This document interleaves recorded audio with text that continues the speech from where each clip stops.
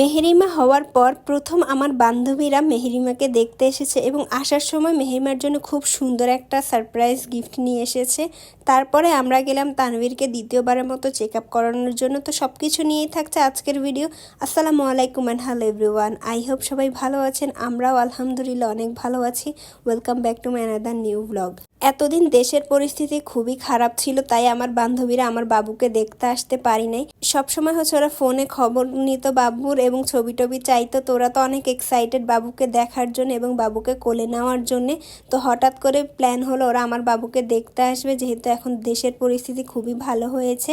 তো রাতে ফোন দিল, বলল যে আমরা কালকে আসতেছি বাবুকে দেখার জন্য। তো সেদিন আবার সকাল থেকে ঝুম বৃষ্টি নেমেছে। আমি তো টেনশনে ছিলাম যে ওরা রওনা দিয়ে দিয়েছে, কিভাবে আসবে এই বৃষ্টিতে, তো হয়তো ভিজেই যাচ্ছে। তো ফাইনালি ওরা এসে পড়েছে এবং ওরা তো আসার পরে আগে আসতো আমাকে জড়ায় ধরতো, এখন আমাকে জড়ায় ধরা বাদ দিয়ে ওরা এসেছে আমার বাবুকে কোলে নেওয়ার জন্য। অলরেডি হচ্ছে ওদের তিনজনের মধ্যে মারামারি লেগে গেছে, কে আগে বাবুকে কোলে নিবে। সানজু বলতেছে সানজু আগে কোলে নিবে, ফারিয়া বলতেছে ফারিয়া এবং উপমা বলতেছে উপমা।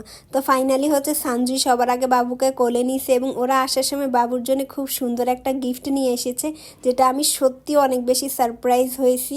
আমি আসলে এইটা এক্সপেক্টই করি নাই যে ওরা এত সুন্দর একটা গিফট আমার বাবুর জন্য নিয়ে আসবে। যেহেতু এই বছরের জন্মদিন ওরা আসতে পারে না, তো ওদের প্ল্যান ছিল কেক নিয়ে আসে। বরাবর প্রত্যেক বছর যেভাবে হয় কেক নিয়ে আসবে, কিন্তু এই বছর হচ্ছে ওরা আমার জন্য কোনো গিফট আনে নাই।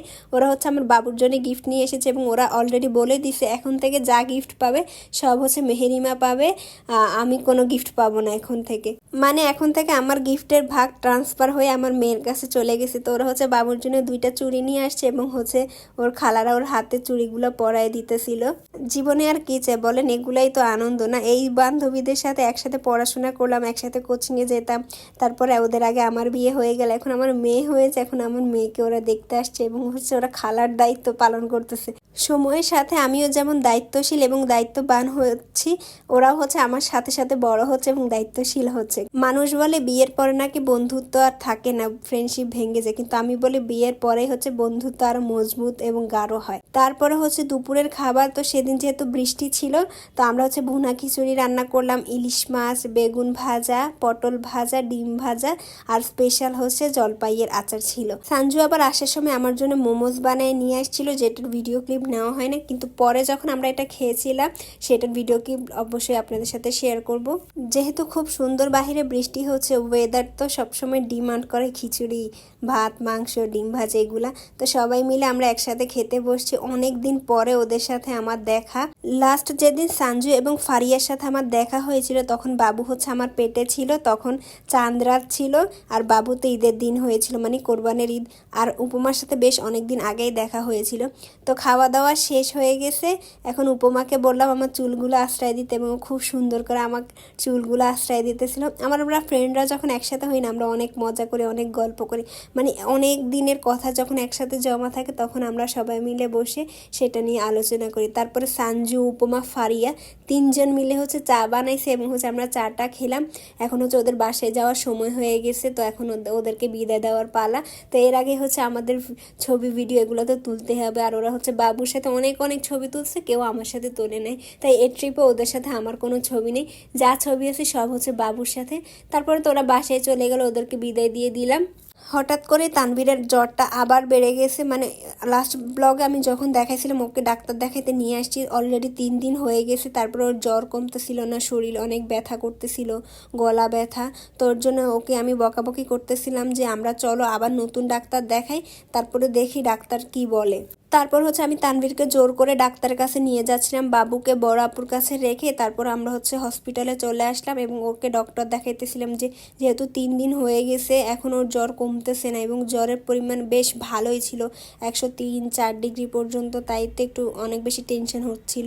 তো ওকে আমি এন্টারটেইন করার জন্য হচ্ছে ভিডিও করতেছিলাম, আর তানভীর তো বেশ বিরক্ত হচ্ছিল আমি ভিডিও করি। তারপর ওকে আমি বললাম এগুলো হচ্ছে মেমোরি এবং হচ্ছে আমি তোমাকে হাসানোর জন্য, যাতে তোমার মন খারাপ না হয়, তুমি টেনশন ফ্রি থাকো, তাই হচ্ছে তোমাকে এন্টারটেইন করার জন্য আমি ভিডিও করতেছি। তারপর আমরা ডক্টর দেখানোর পরে ডক্টর হচ্ছে ওকে অনেকগুলা টেস্ট দিছে, dengue test, typhoid test, urine test, তারপর রক্ত টেস্ট দিছে, তারপর হচ্ছে ওর এক্সরে দিছে। তো অনেকগুলো টেস্ট যেহেতু দিছে তো আমরা একটা একটা করে হচ্ছে সবগুলা করাই ফেলতেছিলাম। আর আজকে তো আর রিপোর্ট পাওয়া যাবে না, রিপোর্ট পাওয়া যাবে আগামীকালকে। তারপর হচ্ছে রিপোর্ট দেখানোর পরে বলা যাবে হচ্ছে তানভীরের কি হয়েছে। তোর মূলত হচ্ছে তানভীরের ডেঙ্গু হয়েছিল, ডেঙ্গু পজিটিভ আসছে ওর। আর বাকি রিপোর্টগুলো আলহামদুলিল্লাহ ভালো ছিল। তো ওর ডেঙ্গু না ওর অনেক দিন আগে হয়েছিল, কিন্তু ও এটা বুঝতে পারে না বা কোনো সিমটম ওইভাবে দেখা দেয় না, কিন্তু ডেঙ্গুর ভাইরাসটা ওর শরীরের মধ্যে স্টে করতেছিল, তাই এটা প্রভাব এখন পড়তেছে। এবং হচ্ছে ওর প্রচণ্ড পরিমাণে জ্বর, শরীর ব্যথা, শ্বাস নিতে কষ্ট হচ্ছিল। পরে ডাক্তার বলতেছে এই ডেঙ্গুটা হচ্ছে এরকমই, এটার ভাইরাসটা থেকে যে ডেঙ্গুর যেহেতু অনেক ধরনের উপসর্গ থাকে, তো এটা হচ্ছে এরকম অনেক দিন আগেই হয়েছে কিন্তু বুঝতে পারে নাই, এটা হচ্ছে শরীরের মধ্যে ছিল। এখন হচ্ছে এটার যত সিমটম আছে সবগুলো হচ্ছে এখন দেখা যাচ্ছিল। তারপর আমরা রিপোর্ট করে বাসার দিকে চলে আসলাম। এখন যেহেতু ওর জ্বর, কোনো খাবার ওর মুখে ভালো লাগতেছিল না, তাই আমরা হচ্ছে তারপর হচ্ছে আনারস, জাম্বুরা এগুলো নিতেছি, যাতে টক জাতীয় ভিটামিন সি জাতীয় ফল খেলে ওর কাছে একটু ভালো লাগে।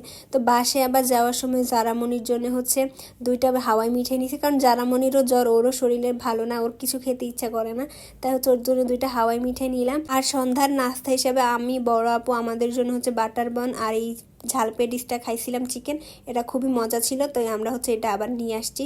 তো তানভীরের বাসায় অনেক বোর ফিল করতেছে, আর ওর যেহেতু ডেঙ্গু হয়েছে তাই ওকে অনেক পরিমাণে জুস খাইতে বলছে, ডাব খাইতে বলছে। তাই ওকে আমি বললাম চলো তোমাকে হচ্ছে ডাবের ট্রিট আমি দেখ, কিন্তু আমরা ভালো ডাব পাই না, এর জন্য হচ্ছে আমরা আখের রস এবং লেবু শরবত খেতে আসছি, যাতে ওর একটু ভালো লাগে।